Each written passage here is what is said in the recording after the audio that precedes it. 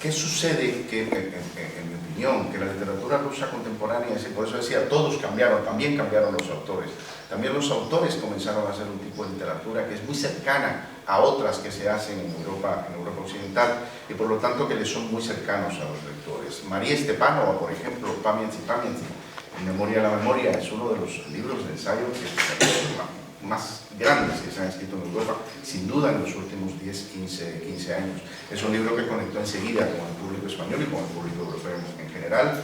En España llevamos 3 ediciones. Es un libro de una complejidad inenarrable y sin embargo ha conectado. Buziel y Ágina ha sido mágico.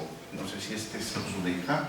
Sí, Zuleyja va por la 7ª edición. Sí, es una cosa, una escritora tártara. Esta es su primera novela, no solo en ruso, sino desde luego también en español, y de pronto pegó. Suceden cosas a veces muy azarosas, desde luego. En el caso de Buziel funcionó una columna de Almudena Grandes, que leyó el libro, se lo enviamos, lo leyó, la columna en El País, donde decía, es una de las mejores novelas que he leído, y ahí salieron 2 ediciones o 2 reimpresiones seguidas, desde luego, ¿no? Porque tienen ese tirón los llamados prescriptores, ¿no? Pero lo cierto es, y lo que me interesa subrayar, es que no hay duda de que los escritores rusos contemporáneos han sabido conectar con el lector en Occidente. Lo ha hecho Vladimir Sarokin, de quien, por cierto, acabo de traducir un libro que saldrá en septiembre, Acantilado, Sáhara del Kremlin, El Kremlin de azúcar, que es un libro extraordinario, una suerte de spin-off de la Prichnik, que no vendió mal en Alfaguara, traducido por mi colega y amiga Yulia Dabravolskaya.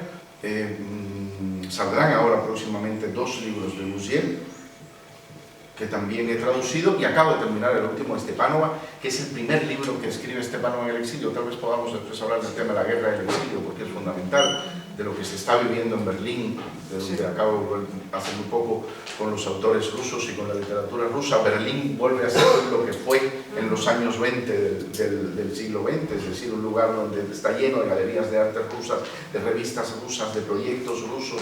Como me decía Sarokin el otro día, comiendo cerca de su casa en Charlottenburg, me decía, no, ya esto es Charlottengrad, aquí todos son rusos, es decir, es realmente impresionante. Y eso también, y por eso lo menciono, incide directamente en la manera en que los rusos, algunos rusos, se acercan a nosotros como lectores y nosotros nos acercamos a ellos.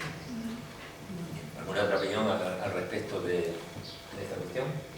Sí, justamente con esta parte final estaba yo pensando que en ese primer también panorama de los cambios y de la literatura actual, yo no estoy tan especializada como Jorge, pero se observa también que se publica a disidentes, ¿no? Como editoriales independientes más pequeñitas. Pues estoy pensando a Victoria Domasco, que hace reportaje gráfico, pero donde también los textos tienen una importancia, ¿no? Y una denuncia, que está en Godal, o estoy pensando en Daria Sirienko, que tuve el placer de entrevistar justamente ayer, que se encuentra en Granada ahora mismo y va a presentar,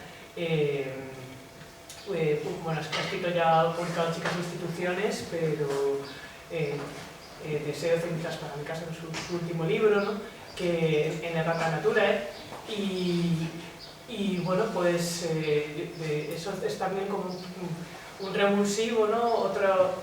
Otro sector u otros autores a los que se les está dando voz, y me imagino que no serán los únicos, porque ha habido como diferentes oleadas de inmigración, y de momento, a la espera de lo que suceda con la tregua y demás, pero hay casos que son relativamente recientes, como el de Daria, que ella llegó a Madrid a finales del verano, entonces bastante después de que empezara la guerra, ¿no? y con un libro publicado, pero bueno, pues ahora tiene bastante presencia también en la prensa española, cosa que antes, cuando no vivía aquí, no sucedía.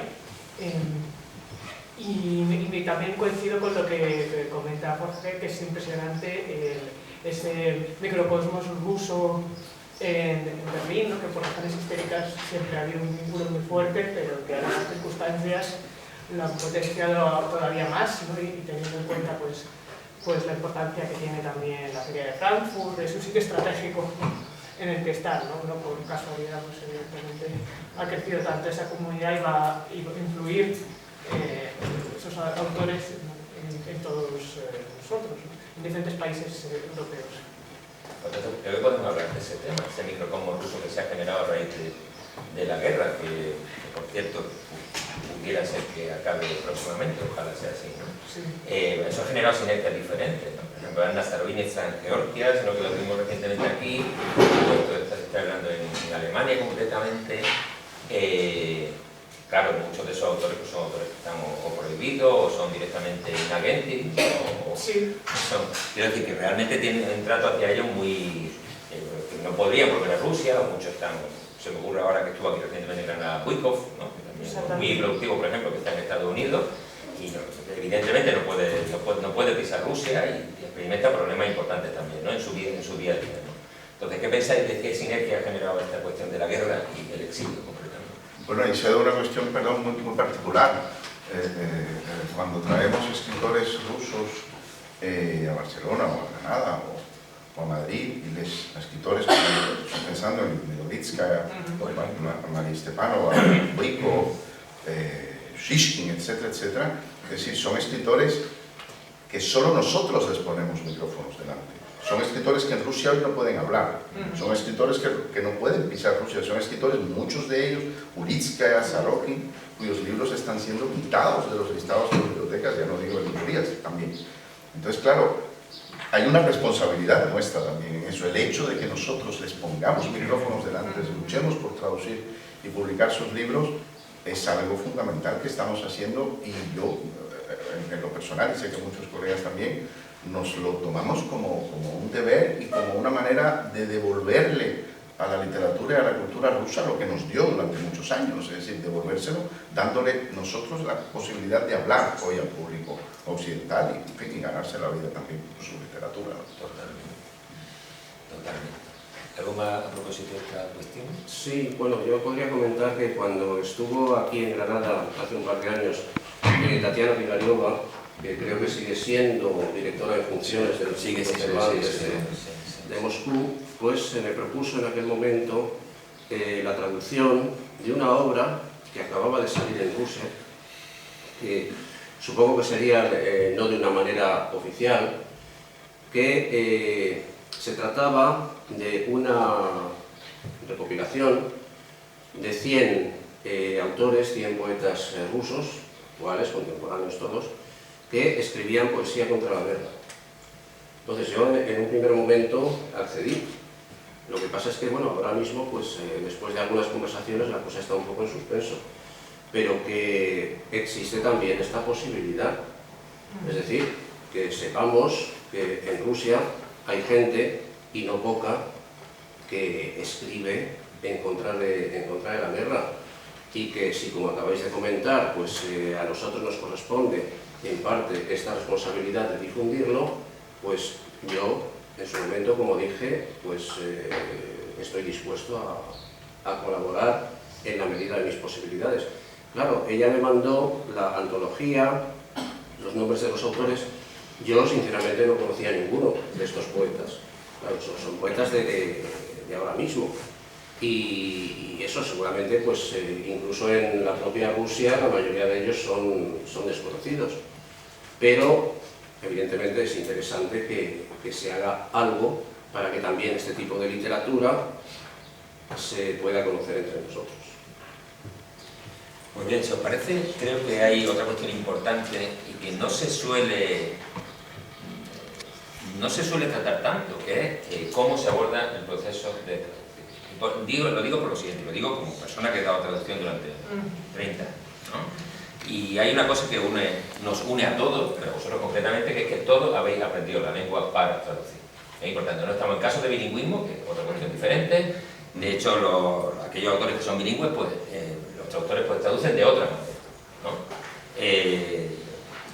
Digamos que como personas voluntariosas, que somos los que hemos aprendido ruso con mucho esfuerzo, ¿no? Incluso una montaña que es difícil de subir, ¿no? Pero cuando ya aborda un proceso de traducción, tú ves que percibiendo bien la lengua de origen, las dificultades que implica reflejar eso en la lengua meta, ¿no? Y yo distinguiría aquí dos cuestiones muy diferentes, que es traducir prosa y traducir poesía, que no tienen prácticamente nada que ver, sobre todo porque la poesía ya percibida en la lengua meta en español, recientemente hablábamos, esto lo he hablado con Joaquín Torquemada y contigo también, Joaquín, el tema de cómo se percibe Pushkin en español y en ruso, son autores diferentes, es decir, que no parece ni siquiera que pueda ser el mismo poeta como tú percibes ese verso. Dependiendo de la traducción. Dependiendo de la traducción. No, pero incluso, digamos que en el caso de la poesía es particularmente difícil, ¿no? Pero si parece vamos a empezar por la prosa, ¿no? Es decir, ¿cómo abordáis vosotros esa tarea tremenda antes de, cuando aborda el texto, ¿no? Que si diseñáis un tipo de estrategia una vez que habéis leído el texto completo, quiero decir, si os inclináis, por eso ya para sacar varios temas que tienen que ver con esto, por estrategias, como decimos, más extranjerizantes o domesticantes, es decir, más partidarios de adaptar al lector meta cierto tipo de cuestiones, o se busca un equilibrio. Es decir, ¿cómo abordáis ese proceso vosotros desde que cogéis una obra, y voy a empezar en este caso por ti, por Joaquín, tan inmensa como es Guerra y Paz? Saca un libro en torno a este proceso. A ver, claro, si yo sí estoy ahora pensando en clásicos, no en contemporáneos, que sería igual sería otro enfoque distinto. En el caso de un libro, un clásico, que ya hay varias traducciones, y también surge la pregunta, ¿para qué una nueva traducción? Esto lo podemos hablar luego. ¿Yo qué hago en este caso?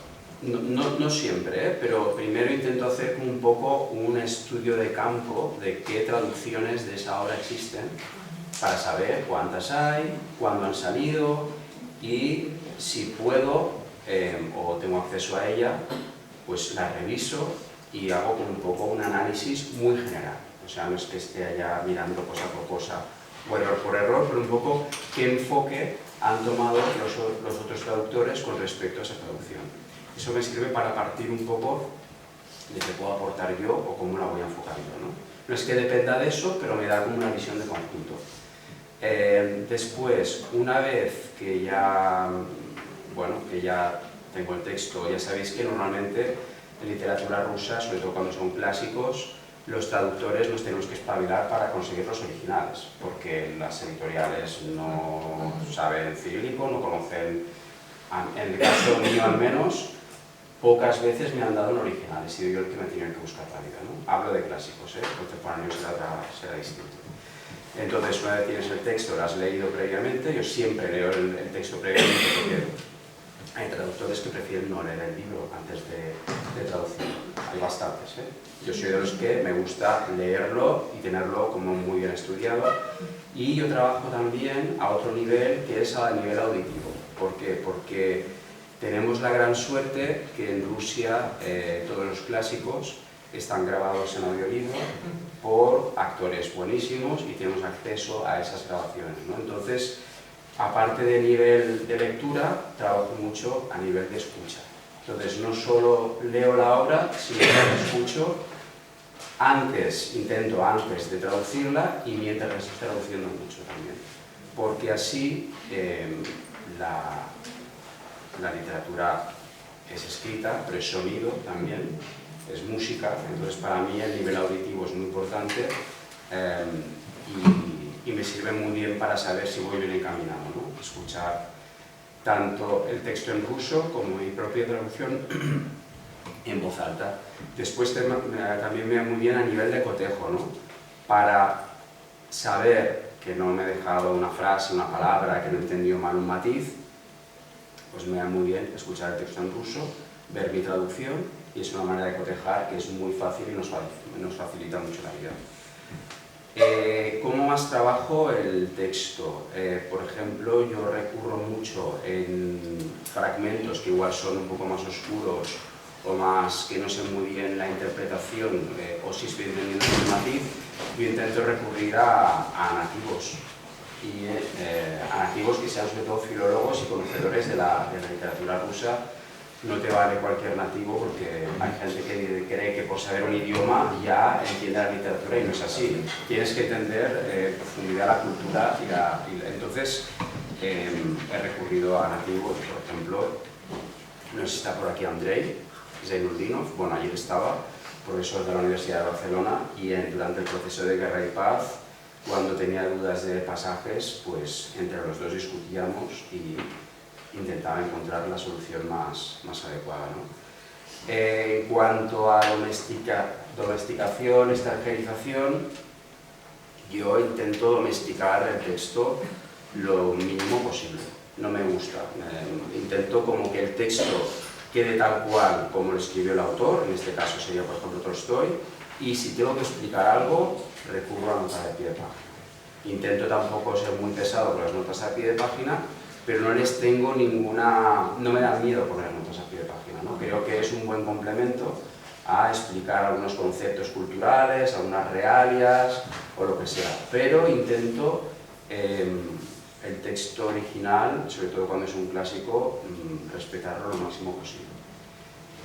Después busco, está muy bien el aparato crítico que existe en torno a esos textos en ruso, que se ha escrito mucho sobre ellos, recurro mucho a ellos para entender los antecedentes y bueno, ¿qué más? Un trabajo a nivel léxico profundo y leer mucho todo lo que tenga que ver alrededor de ese autor y de esa obra en concreto.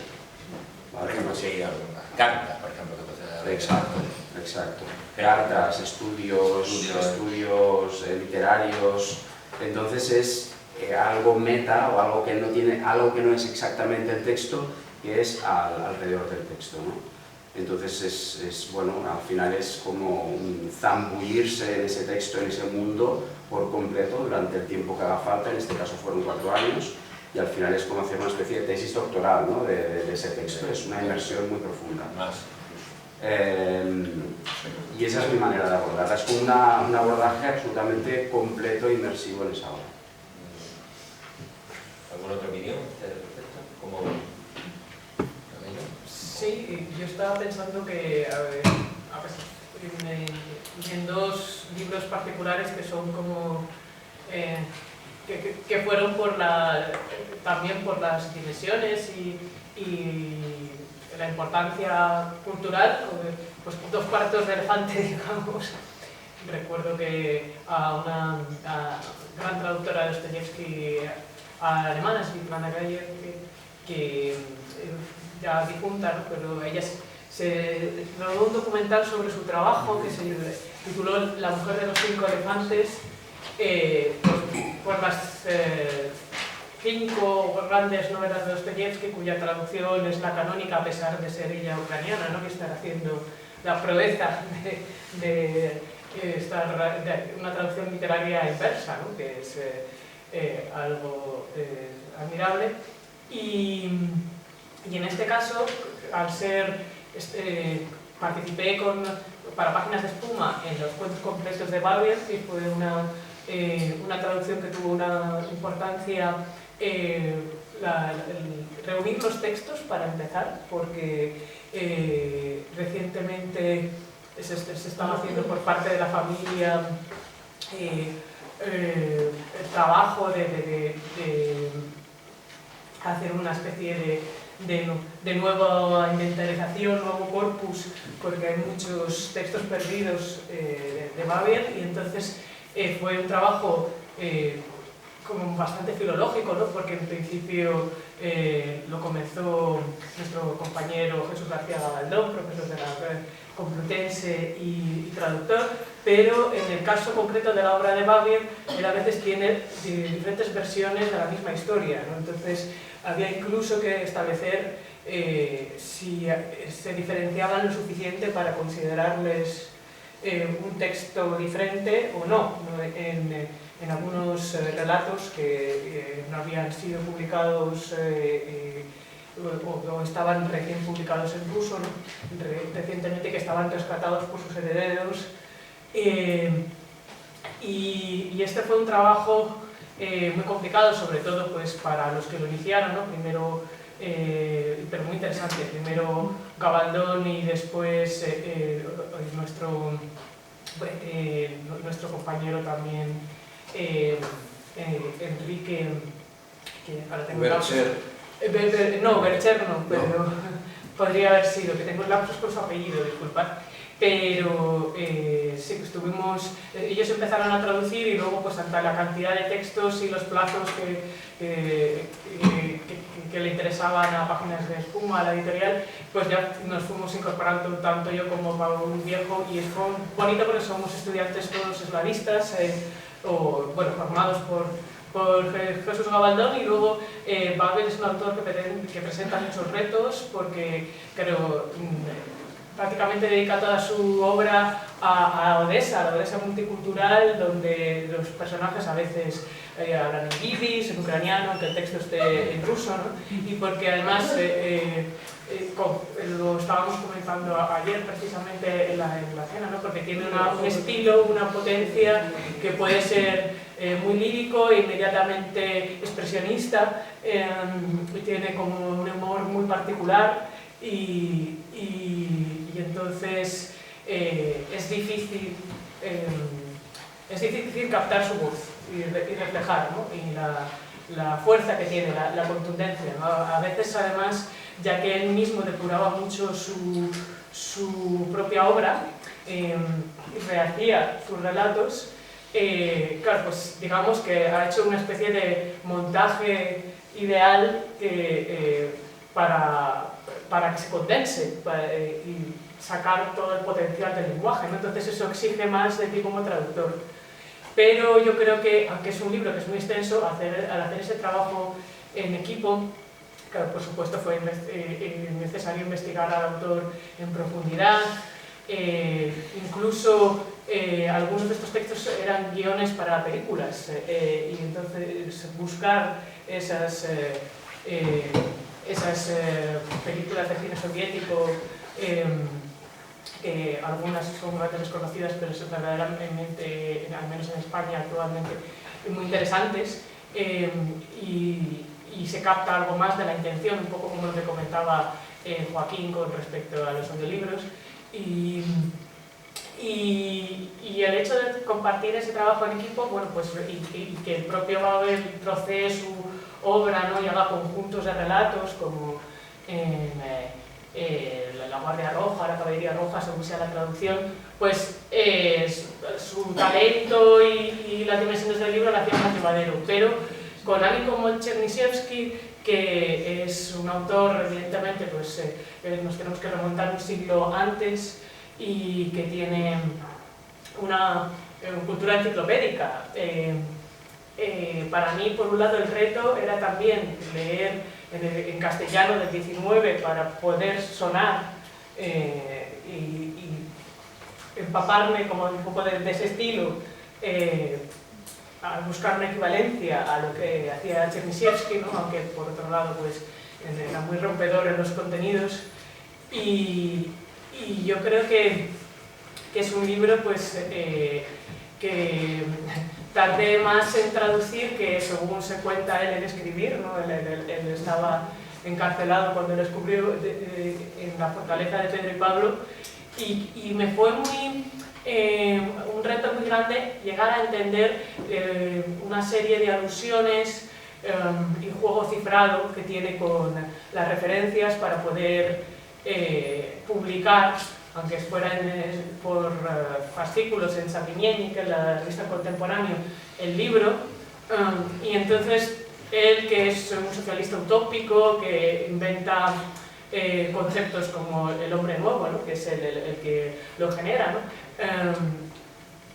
Claro, resulta que, por ejemplo, se puede estar refiriendo al pensador también socialista Louis Blanc o a Ludwig Feuerbach, y no cambia el nombre, y entonces utiliza un nombre completamente diferente que empieza por la misma inicial.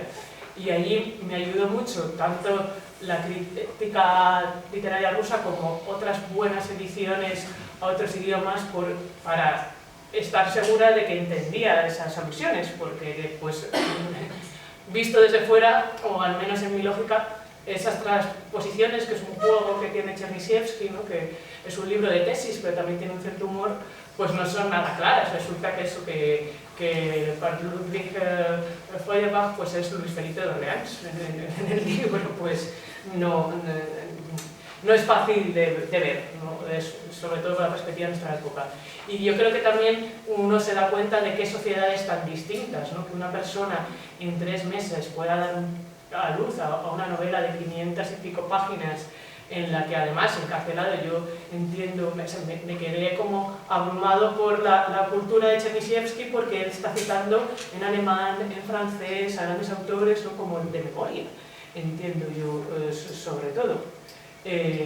Y yo creo que también esa era otra pequeña dificultad, un poco añadida, ¿no? Aunque es, y que para la que pues, comentas con otros traductores, al no ser mis lenguas de trabajo o prácticamente desconocerlas, como es el caso del alemán, ¿no? Y bueno, pues creo que es interesante también ver cómo la importancia que ha tenido ese libro en la cultura rusa y en otros ámbitos como el francés y como el inglés, a diferencia de la española, donde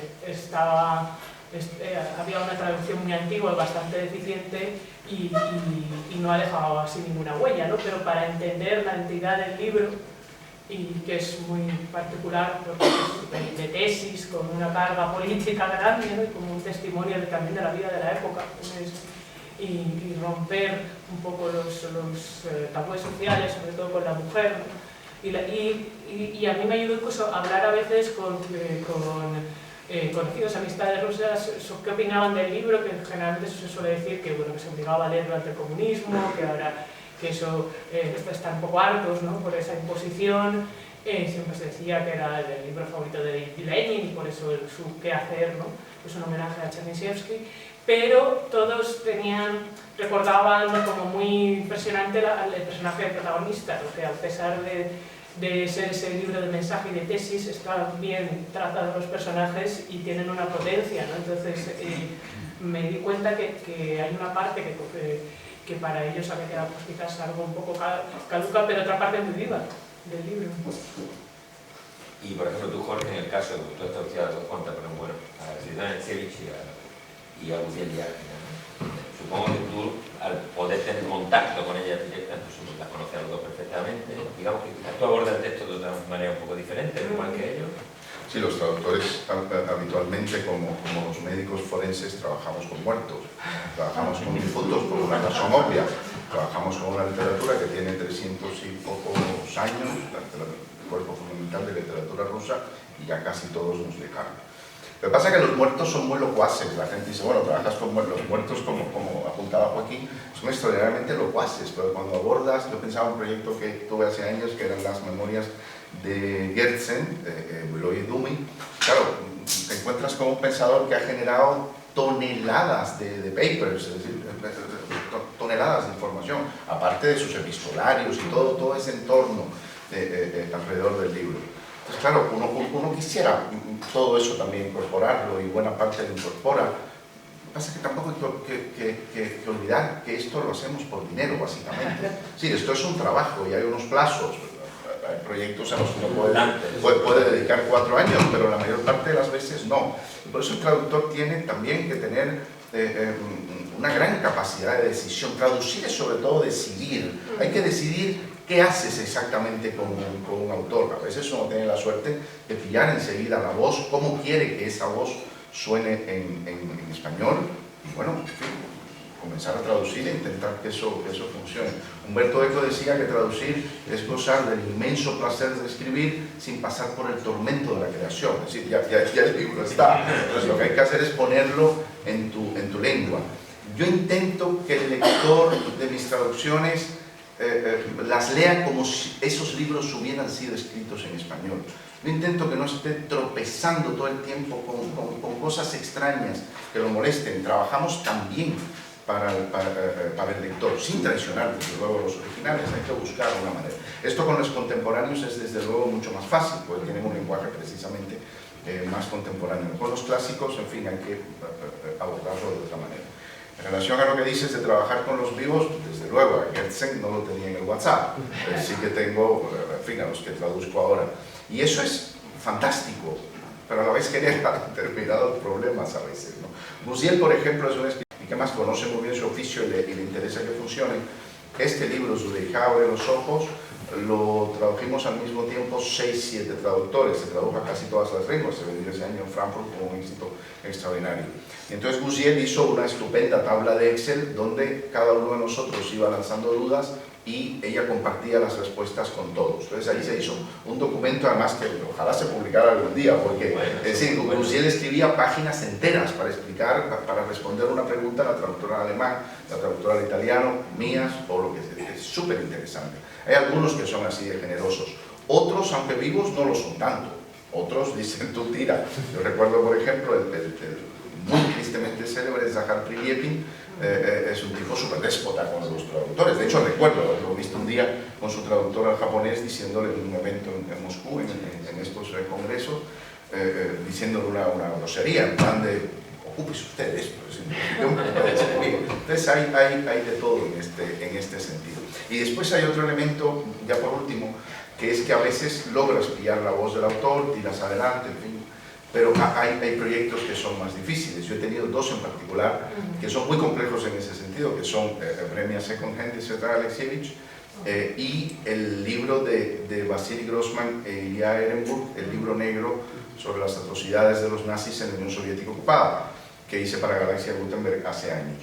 Y son especialmente complejos porque son libros que están montados sobre voces de muchas personas sucesivas. Cada voz es un registro y entonces cada vez tienes que empezar. No es como cuando pillas una voz, digamos, y tiras adelante. Y esos proyectos se hacen extraordinariamente exigentes, digamos, para el Y a la vez, como decía Alexis, está la voz común de todo. Sí. Que ella lo ve como un cuadro. Sí. Es que ese libro lo ve con una especial complejidad, porque ella tiene una estrategia a la hora de colocar las voces, cada una en su sitio y cada una diferente. Sí, eso es pero al una mismo sinfonía tiempo, perfecta. ella tenía que percibirla. Muy interesante. Y Joaquín, ¿tú qué piensas de esta cuestión? Pues bueno, yo estoy muy de acuerdo en todo lo que han dicho los colegas que me han precedido. Solamente quería añadir alguna cuestión. Por ejemplo, lo que ha dicho Jorge de trabajar con los muertos.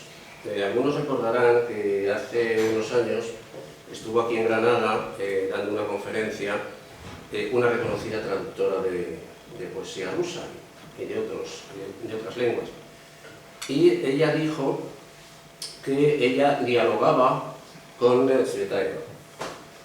Entonces, claro, aquello a mí como que me chirrió un poco, y cuando me preguntaron a mí cómo me enfrentaba a la traducción de estos autores, yo dije que bueno, que yo no dialogaba con estas personas, que yo me enfrentaba a los textos que me tocaba traducir.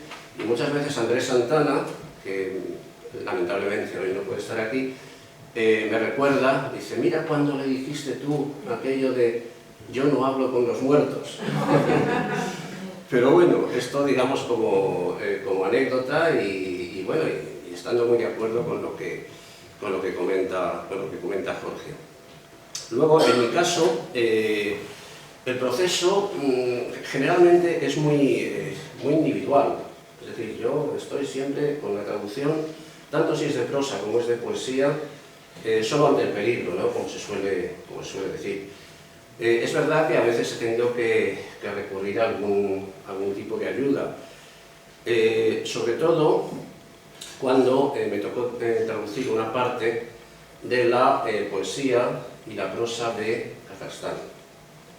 Esto fue una publicación que promocionó el gobierno de Kazajstán, en la que invitaron a participar a una serie de traductores en España y en otros países, y tuvimos que enfrentarnos pues, a una serie de textos de autores que prácticamente todos desconocíamos y que algunos de ellos estaban directamente escritos en kazajo, otros estaban directamente escritos en ruso. Hacerlo de kazajo a través del ruso. Exactamente, exactamente. Y esto es interesante también, cómo pudimos dar de alguna manera a conocer la poesía y la prosa de Kazajstán a través del ruso, porque a nosotros, el gobierno de Kazajstán, nos mandaba los textos en ruso, traducidos al ruso.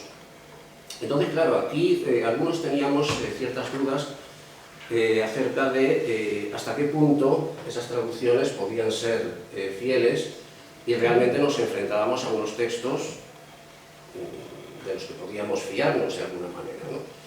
Pero aquí el gobierno de Kazajstán pues, tuvo la buena idea de invitarnos a varios de los traductores a la presentación de estos libros en Kazajstán, y allí, sobre la marcha, nos organizaban encuentros personales con los autores a los que habíamos traducido. Entonces, claro, esto nos ayudaba muchísimo, ¿no? Y bueno, esto realmente yo, desconociendo, como desconocía bastante cuestiones de la cultura kazaja, pues evidentemente me ayudó mucho. También, por ejemplo, en el tema del léxico, pues nos enviaban pues una serie de términos, una serie de fraseologismos también, que podían ser difíciles de traducir para quien no conociera esta cultura de Kazajstán. Y yo realmente disfruté traduciendo esto porque me sumergí, de alguna manera, en una cultura que yo prácticamente desconocía. Y hay unos relatos que son pues como los cuentos de las mil y una noches, es decir, son relatos pues de carácter pues, marcadamente oriental. Luego hay otros que son pues, muy parecidos a muchos de los relatos que se hacían en ruso, en la Rusia de la época soviética. Es decir, había un poco de todo. Y además me tocó traducir tanto prosa como poesía. Esa, digamos, ha sido la mayor dificultad. Luego, por otra parte, pues para mí la traducción es un proceso que tiene que resultarme gratificante. Primero, tener motivación y luego que me resulte gratificante. Sobre todo la poesía me resulta gratificante traducir, pero también alguna cuestión de prosa que comentaré. Y con respecto a lo que comentaba Joaquín, de enfrentarse a una obra, por ejemplo, como Guerra y Paz, que ha tenido ya pues, bastantes traducciones, que ha sido traducida en muchas ocasiones y desde hace ya bastante tiempo, pues creo que he comentado ya alguna vez que la génesis de esa antología que tenéis ahí, pues resulta que es muy particular, porque en principio esa antología bilingüe de la poesía rusa iba a ser una colección de relatos de Turgenev. O sea, que bueno, ¿qué pasó? Que después de una serie de vicisitudes, algunas un tanto desgraciadas, estaba también el COVID de por medio, pues yo empecé a trabajar realmente en la recopilación de relatos de Turgenev, pero yo siempre pensaba, pero vamos a ver, mi traducción va a ser una más, mis traducciones van a ser una más. Y aquello a mí no me motivaba.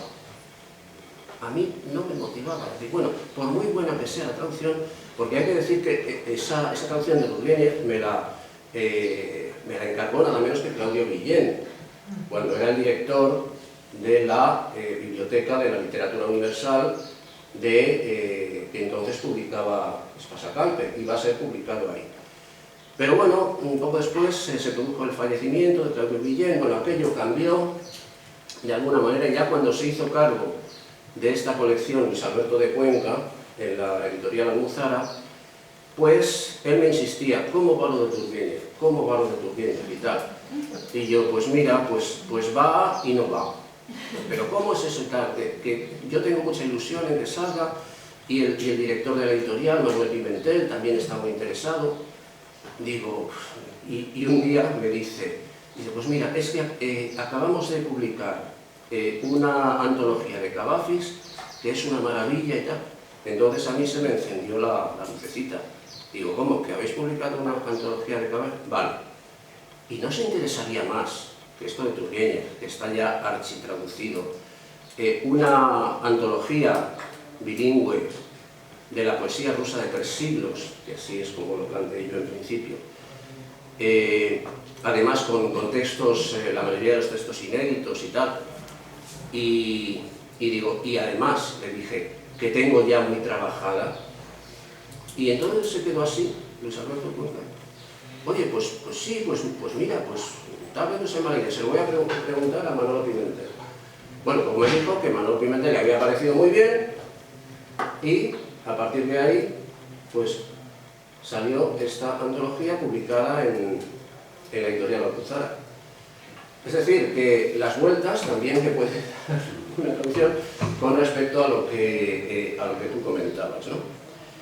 Y no sé si comentar alguna cosa más. Bueno, sí, decir que la traducción de prosa con la que yo más he disfrutado es una obra, desgraciadamente poco conocida, que se titula Memorias literarias, de Dmitri Grigorovich. No sé si son autores clásicos del siglo XIX, pero yo disfruté tanto con la traducción de este libro, estas memorias literarias, porque resulta que era es que este hombre, aparte de que era un buen escritor, tuvo la oportunidad de conocer en su época, estamos hablando de mediados del siglo XIX, pues a todos los grandes. Compartió habitación con Dostoyevsky. Él, conoció bien a Tolstoy. Por cierto, sus opiniones sobre Dostoyevsky y Tolstoy varían bastante. Es decir, a Dostoyevsky lo admiraba muchísimo. A Tolstoy, nada. Decía que era pedante y en fin. Pero bueno, y a todos, a Nekrasov, a Chernyshevsky también, precisamente, y Darolyubov y todos estos, a Turgenev. Cuenta unas anécdotas de Turgenev, de lo buenísima persona que era, y de que por lo bueno que era le tomaban el pelo por todas partes. Y bueno, yo disfruté, luego además recuerdo que hay una parte en la que Grigorovich pues habla cuando está en el ejército. Y claro, yo pues, por suerte o por desgracia, pues también estaba en el ejército, yo hice la mili. Entonces a mí me sorprendió cómo las cosas que contaba, las anécdotas que contaba, las novatadas que contaba en el ejército ruso de mediados del siglo XIX, pues eran muy parecidas a lo que yo había vivido cuando tuve que cumplir el servicio militar.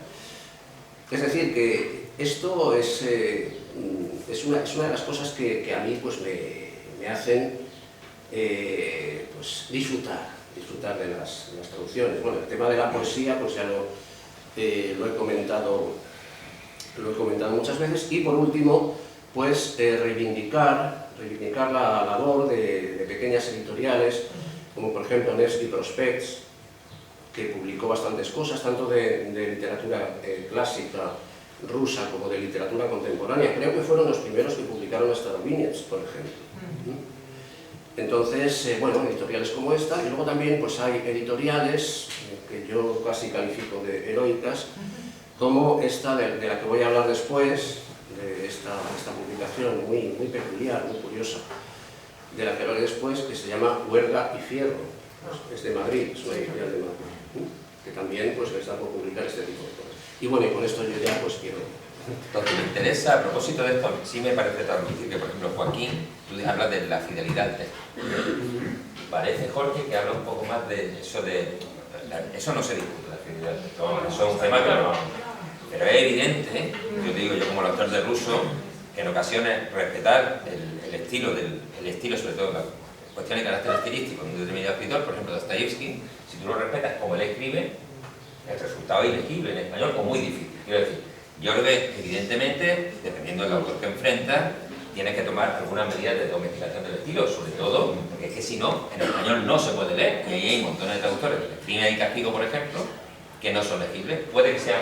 Entonces, me interesa cómo abordas tú esto de la fidelidad al texto original, esto de domesticar lo justo en el texto de Tolstoy, en este caso. Claro, un poco es lo que dices, es que depende tanto del autor que estés traduciendo y de la época que sea el autor. Y de la época. Yo qué sé, y yo el primer libro que traduje era contemporáneo, era de un autor, era un soldado que había combatido las dos guerras de Chechenia, Arkady Babchenko, y entonces es una propuesta que me hizo Alexei Gutenberg, de un libro que se llamaba La guerra más cruel. Bueno, el original era Alhan Yurt, pero cambiaron, decían el título así.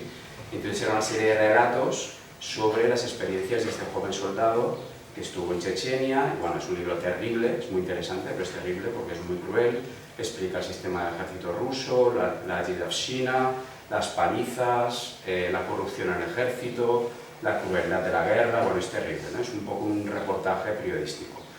Bueno, yo tuve la suerte de con él sí poder hablar, le preguntaba cosas específicas de argot específico de los soldados de Chechenia, que ya no era el mismo que el de los de Afganistán, cosas que realmente me pudo resolver. Pero, por ejemplo, el texto que había presentado a la editorial estaba sin editar, le faltaba una buena corrección, cogía párrafos, los repetía de un cuento a otro, y yo le pregunté, ¿qué hago? Y me dijo, lo que quieras, o sea, arregla el texto. Arregla el texto. Sí. En este caso, ¿fui totalmente fiel al texto que le había escrito? No. Aquí él me dio permiso y hice un poco de editor, porque es que ese texto era una pena, porque era muy potente, pero necesitaba una revisión. Pues yo allí, pues metí mano con su consentimiento. Claro, este es el caso de Babchenko. Caso de Tolstoy, por ejemplo, que me preguntas, ¿no? Yo que intento hacer lo que también creo que es un poco la tendencia de los últimos años, que hay un poco esta obsesión por ser fiel al estilo del autor, que no todos los autores suenen igual. O sea, no puede ser que suene igual Dostoyevsky, que Tolstoy, que Turgenev, que Pushkin, que Lermontov, porque cada uno tenía su voz, ¿no? Y esto se tiene que notar. Entonces yo esto es lo que intento realmente, que mis traducciones de Turgenev suenen radicalmente distintas a las de Tolstoy, porque eran estilos radicalmente distintos, ¿no? Por ejemplo, recuerdo, están las míticas traducciones de Constance Garnett, que fueron tan importantes porque fueron las primeras de muchos de los clásicos, pero por ejemplo Nabokov y Brodsky, bueno, echaban peste sobre ellas porque decían que en estas traducciones no era la voz de los autores, sino que era la voz de la traductora, ¿no? También yo creo que eran un poco injustos porque eran las primeras traducciones y hizo una labor extraordinaria esta mujer, ¿no? Entonces yo creo que en los últimos años esto es lo que se está intentando cambiar. Y cuando leas a Tolstoy, se nota que sea un texto de Tolstoy. ¿Qué pasa con Tolstoy? Que tenía un estilo muy característico que le pone la vida muy difícil al traductor, porque no coincide con lo que diríamos que es un estilo bonito o pulido. Él escribía de una manera muy consciente, lo rehacía todo hasta que le salía un texto que a veces nos parece torpe. Pero no es que fuera torpe, porque él sabía escribir perfectamente, es que él quería escribir exactamente así. Hasta su mujer, cuando le pasaba altas horas de la madrugada sus escritos a limpio, porque era su copista, digamos, lo pasaba todo a limpio, ella misma le sugería, ¿por qué no aquí repites 8 veces la palabra mesa? ¿No podrías quitar alguna repetición? Decía, no, esto se tiene que quedar igual, ¿no? ¿Qué hace un traductor cuando se enfrenta a un texto de Tolstoy? Que es un poco lo que decías, si yo soy 100% fiel al texto de Tolstoy, en todo momento, de principio a fin, el corrector me dice, pero tú no sabes traducir. Y digo, no, es que claro que sé traducir, pero es que así es que Tolstoy, ¿no? Entonces está esa batalla entre tú querer ser fiel al estilo de un autor, que es un autor muy peculiar y que suena no el más bonito del mundo, y también entre que al final es una traducción que te ha encargado una editorial y que después va a pasar un corrector y va a pasar un editor. Y que tiene que leer la gente, y que tiene que leer con la lectura. ¿no? Entonces, a mí esto fue uno de los temas que más me mortificó durante el proceso de traducción de Tolstoy, que era su estilo y querer ser fiel a él, y el editor decir, che, quieto, no te pases, ¿vale? Entonces, encontrar un poco ese equilibrio, ¿no? Qué bueno. Sí, es súper interesante lo que dices, porque uno de los problemas que tiene hay muchas virtudes, pero también problemas, la precariedad de la manera en que funcionan las editoriales en relación con la traducción, es el hecho de que conseguir eso que dices, Joaquín, que es fantástico, es decir, yo no he leído completa tu traducción de Guerre Paz, la he ojeado, me parece una cosa absolutamente extraordinaria, estoy de acuerdo contigo, hay una voz ahí que es distinta. Claro, tú deberías ser la voz de Tolstoy en español, de la misma manera, por ejemplo, cuando vamos al cine a ver películas dobladas, siempre hay un tipo que habla como Woody Allen en español, o una mujer que habla como Juliette Binoche, o lo que sea. Pero claro, ¿qué sucederá? Pronto habrá otro que traducirá a Tolstoy al español. No podrá hacer lo mismo que ha hecho, lo hará a su manera, a lo mejor lo hace súper bien, no digo que lo haga mal, pero eso hace muy difícil que consigamos que cada autor tenga su propia voz traducida, que ojalá lo hiciéramos, ¿no? Pero es que es muy difícil, lo digo por lo siguiente, que a propósito, ahora tú has sacado un caso, el parecido, ¿no?, de las traducciones cuando iba a las traducciones. Se me ha venido nuevamente dos traductores del banquero anarquista, de Pessoa, que son idénticas, aunque creo que cambian palabras. Entonces, esto del parecido de las traducciones, cuando hablamos de dos lenguas tipológicamente tan distantes, es muy relativo, quiero decir. Estamos hablando de que son idénticas, dos traductores diferentes, ¿no? y las leyes son iguales. Cambian algunas palabras y están cada uno con sus derechos de la traducción. Con esto quiero deciros que traducir del ruso al español es una voz. Entonces, la voz que estamos oyendo, mi opinión, ya como lector vuestro, es la tuya. Claro que Tolstói tiene su voz, es indiscutible, pero la obra te la apropias tú. Bueno, claro. Indiscutiblemente. Claro, estás reescribiendo en tu idioma. Claro, estás reescribiendo en tu idioma, pero entonces esto de captar el espíritu, es que esto lo haces tú muy bien, esto por una traducción que conozco muy bien, que es la tuya del Homo Soviético, ¿no? Incluso una tesis sobre eso. Es que capta muy bien el espíritu de lo que las voces y las distintas voces, ¿no? Con lo cual, en realidad, la voz que aquí se está gastando, que nos contará hoy con Nina, es la tuya. Sí, bueno, claro, Sí. al final sí. Claro, Sí, al sí, final sí. sí, ¿no?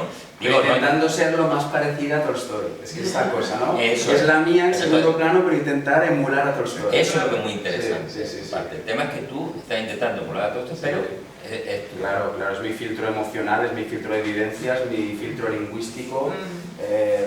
Sí. Esta traducción, como Sí, decía sí. antes Jorge, tomar decisiones también traducir. Pues estaba pensando que se notaba mucho, por ejemplo, hablando de un referente y un clásico en la traducción del ruso al castellano, ¿no?, Rafael Cansino Sassens, con toda su maravillosa cultura, ¿no?, y con el hecho de que fue de los primeros, aunque con una metodología un poco particular, ¿no?, que sí que se enfrentó al texto original y que hizo una labor también para divulgar a los Es que le aprendió ruso para traducir. Exactamente. Es una cosa curiosa. Sí, bueno, luego además también, por lo visto, siempre con la versión alemana, con la versión francesa Bueno, también, sí, bueno, presente, ¿no? Pero aprendió. Se nota que cosas estaban. Y dentro del maravilloso esfuerzo de diversa índole divulgativo, lo que sí que es cierto es que uno lee sus traducciones y a veces con un breve prólogo y ves hasta que, al ser él también un gran escritor, el prólogo y la novela suenan igual, es decir, es un poco el argumento de Dostoyevsky con el estilo de Cansino Sassens, ¿no? Entonces,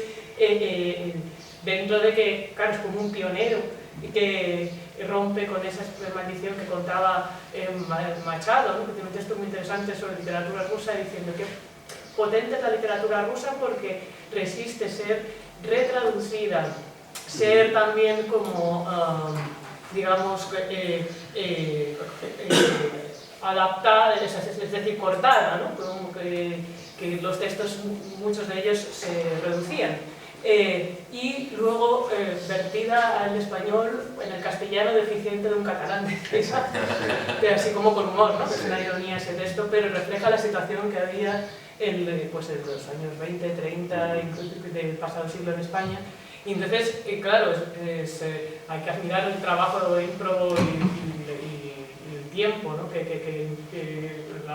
el compromiso personal de Cansino Sassens, pero yo soy nadie para enmendarle la plana, pero se tiene que intentar un poco lo contrario en cuanto a desaparecer uno, ¿no?, como la traducción tiene algo de música para camaleones, haciendo un guiño a Capote, de intentar, dentro de que es una ilusión, porque al final es uno el que toma decisiones, y yo creo que, por ejemplo, en la prosa, muchos idiomas eslavos y el ruso en particular presentan dos desafíos en cuanto a la cadencia de esa prosa, porque es un recurso literario, la repetición, que en español no siempre se considera torpe, a veces, ¿no? Se considera que hay que mostrar una variedad léxica y que eso es parte del dominio del estilo.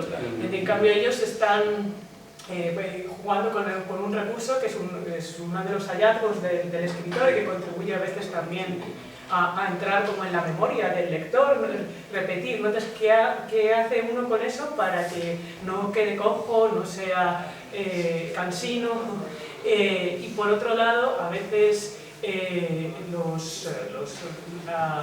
por un lado, la riqueza de los verbos de movimiento, por supuesto, y de los aspectos y de los prefijos, que dan tanta información que suponen más palabras en español, pero claro, entonces cambia el ritmo de la frase, porque si ya hay una cierta tendencia... El uso del artículo. Exactamente, como que se escribe en frase larga, y en ese aspecto yo creo que el uso y el castellano pues, pueden coincidir, aunque depende del estilo del traductor. Con esos añadidos, si eres como completamente fiel, quieres dar la misma cantidad de información, la estás alargando más, ¿no? Entonces estás afectando al ritmo que tiene ese texto. Y yo creo que a veces pues, es una negociación, que hay sitios en los que quitas para luego utilizar añadir ese recurso, donde a lo mejor no lo ha hecho el escritor, pero con la idea de que no se pierdan valores estilísticos que tiene el original y que, que a veces la fidelidad a ultranza sería negativa, ¿no? Pero, o sea, como una especie como de integrismo, porque estarías desdibujando la obra paradójicamente.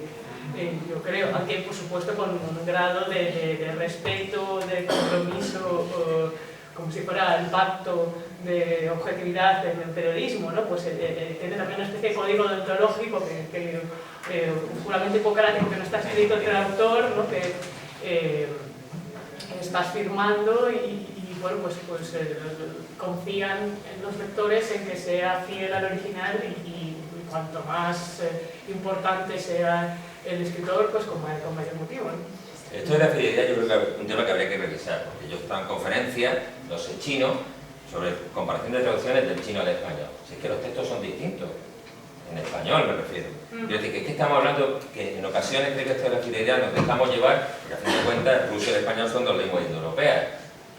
Hay verbitos, sustantivos, quiero decir que hay muchas cosas que ayudan para que esa fidelidad, te puedas plantear esto de la fidelidad. Los traductores de chino, ya os digo yo, Gabriel García Nobleja, que precisamente esté en su despacho, esto lo ve de otra manera. ¿Por qué? Porque no, digamos que es una forma diferente de contextualizar la reflexión. Entonces, digamos que ahí yo creo que hay un margen para el debate interesante. Sí. Pues bueno, yo creo que podemos dar por concluido aquí la mesa. Lo hemos pasado bien, creo, básicamente. Un aplauso bastante magnífico para los